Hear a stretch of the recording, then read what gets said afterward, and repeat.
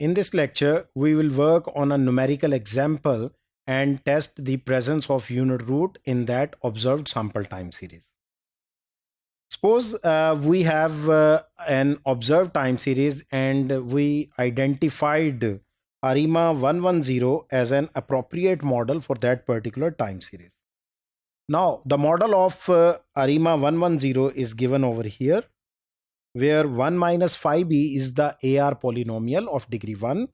1 minus b, this term over here, is the differencing of degree 1, जो कि एक transformation के तौर पे यूज होगा.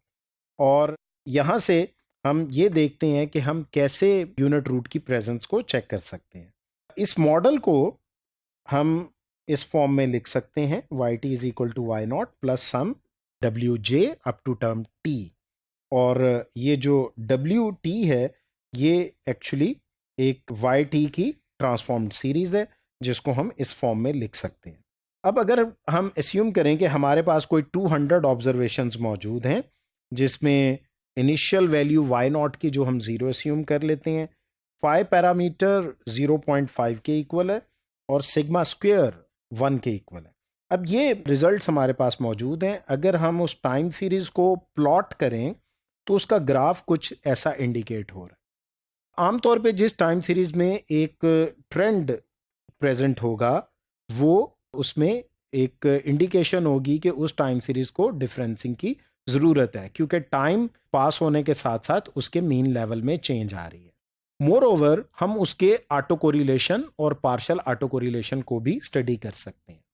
अगर हम इस टाइम सीरीज का ऑटो कोरिलेशन फंक्शन प्लॉट करें तो इसमें अगर आप देखें तो कोई जो डिके है, जो डिक्रीज है, वो बड़ी स्टेडीली आ रही है और कोई ऐसा एक्सपोनेंशियल डिके नहीं है. आमतौर पे टाइम सीरीज अगर बड़े कांस्टेंट स्टेप्स के साथ डिक्रीज, अगर उसकी ऑटो कोरिलेशन कांस्टेंट स्टेप्स के साथ डिक्रीज हो रही हैं तो ये इंडिकेशन होता है कि उस टाइम सीरीज को डिफरेंसिंग की ज़रूरत है. जबकि अगर हम पार्शियल ऑटो कोरिलेशन को देखें तो पार्शियल ऑटो कोरिलेशन में लैग 0 पे तो कोरिलेशन थ्योरेटिकली 1 है, 1 पे क्वाइट हाई कोरिलेशन है, लैग 2 पे भी कोरिलेशन सिग्निफिकेंस लिमिट को क्रॉस कर रही है, जबकि लैग 3 पे it is close to the significance limit. और उसके बाद ये सारी कोरिलेशंस जो हैं वो सिग्निफिकेंस लिमिट के अंदर आ गई. यहाँ से हमने आइडेंटिफाई किया क्योंकि partial auto correlation cut off हो रही है तो हम इस पे एक AR2 मॉडल फिट करते हैं और उसके लिए हमने yt को रिग्रेस करना है. डेल्टा yt को, जो कि उसकी ट्रांसफॉर्मेशन है, उसको 1 यानी कांस्टेंट टर्म पे रिग्रेस करना है. मॉडल में कांस्टेंट टर्म मौजूद होगी, y की अपनी पास टर्म मौजूद होगी और उसके अलावा डेल्टा yt माइनस 1 और डेल्टा yt माइनस 2 मौजूद होंगी. तो हमने इस टाइम सीरीज पे इन टर्म्स को इन्वॉल्व करते हुए एक मॉडल फिट कर लिया जिससे हमारे पास ये एक मॉडल रिजल्ट किया. इसमें जो नॉइज टर्म है, रेजिडुअल्स हैं, वो मीन ज़ीरो और वेरिएंस दिस टर्म, ये इसमें मौजूद है.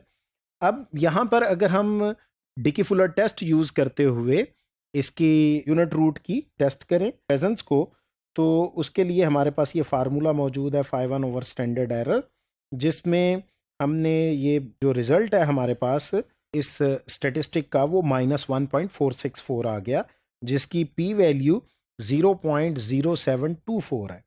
अब यहाँ से ये इंडिकेट हो रहा है कि ये 0.0724 विच इज़ ग्रेटर देन 0.05. तो जो यूनिट रूट है उसको, जो H0 है, वो हम एक्सेप्ट कर रहे हैं, जो इंडिकेट कर रहा है कि हमारी ऑब्जर्व टाइम सीरीज में यूनिट रूट प्रेजेंट है और उस टाइम सीरीज को डिफरेंसिंग की ज़रूरत है. तो ये वो सारी कैलकुलेशंस हैं जिसके ज़रिए हम किसी भी टाइम सीरीज में डिकी फुलर टेस्ट को यूज़ करते हुए उसमें यूनिट रूट की प्रेजेंस को टेस्ट कर सकते हैं.